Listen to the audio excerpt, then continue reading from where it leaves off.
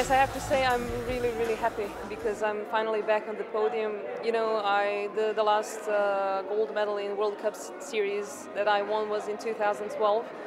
Last season was very good for me, but no gold medals. And this season was pretty rocky for me and still is. And I'm really happy that I managed finally to get that gold medal.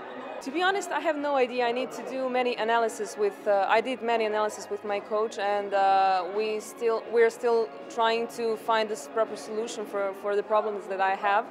But I'm happy that I managed to partially overcome those problems and to get on the podium. First, I have to say that I had a big stone over my throat because I was really aiming to qualify for a World Cup final in Azerbaijan.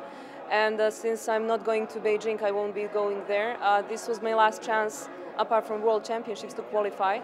So I managed to do that, and I'm going like really happy to next training camps. Since I already told you I'm not going to Beijing, I will be doing a couple of training camps, everything to prepare as better as possible for World Championships. And there, I don't know, we'll see. You know, it's like all the other competitions. You have many women who are so good that all of them can be in first place. And the new finals format allows us all to be first or the last. So I don't know, it's the game of luck, I guess, and hopefully I will be good ranked and win quota place in the first attempt. I think I'm pretty good in both at the moment, but I do not allow myself to say I'm hoping more to be better in sport pistol than in air pistol. I think I have good qualities in both, but we'll see.